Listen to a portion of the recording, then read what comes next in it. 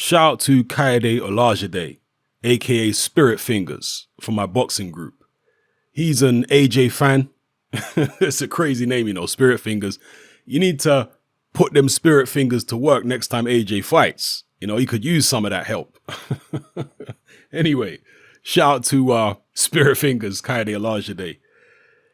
He pointed something out and he wanted something clarifying, because I've been saying that I want an undisputed fight, and that's always been my priority, irrespective of who the contestants are. But he pointed out that in the build up to Wilder versus Brazil, I came out and said that I was hoping for Wilder to win because I didn't want to see Brazil fight AJ. Well, let me put a caveat on it then. I want to see the undisputed fight irrespective of who the contestants are, but ideally, I wouldn't want it to be a rematch of a one-sided first fight. So, Dominic Brazil fought Anthony Joshua before. We know how that story ends. So, in an ideal scenario, I wanted Wilder to beat him so we didn't have to see AJ versus Brazil 2, which we all know that how that would have gone. But it's very different wanting an ideal outcome. That is very different from reacting to an actual outcome. So yes, I wanted Wilder to beat Brazil because I didn't want to see AJ Brazil 2. But if Brazil had beat Wilder, I wouldn't have said, oh, I don't want AJ to fight the undisputed against Brazil. I want him to go and fight Wilder instead, the guy who just lost the fight. Hell no.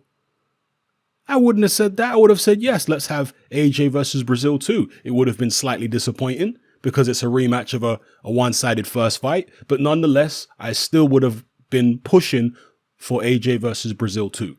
I certainly would not have said, oh yeah, let's get AJ versus Wilder on, even though Wilder just lost. Hell no.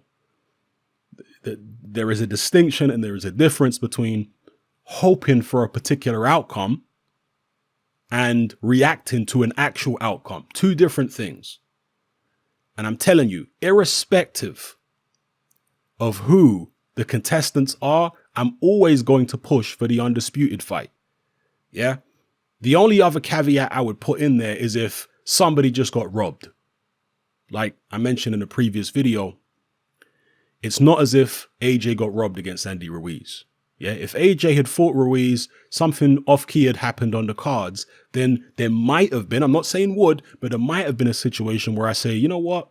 I'd rather see AJ fight Wilder still rather than Ruiz fight Wilder because AJ got robbed on the cards. But that wasn't the case.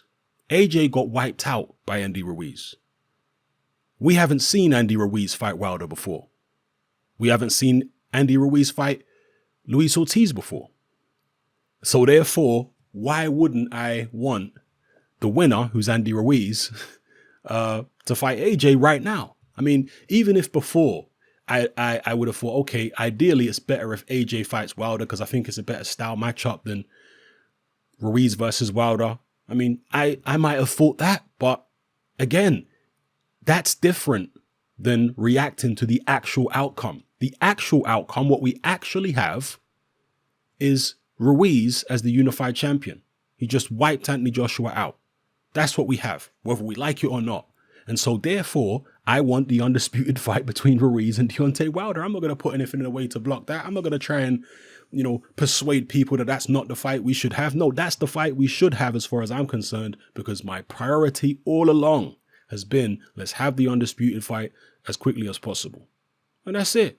So anyway, shout out to Kaede, aka Spirit Fingers. Get them fingers working next time AJ fights, and maybe he'll have a more fortunate outcome. So yeah, just clearing that up, excuse me. Shout out to everybody. It's Hatman, I'm out.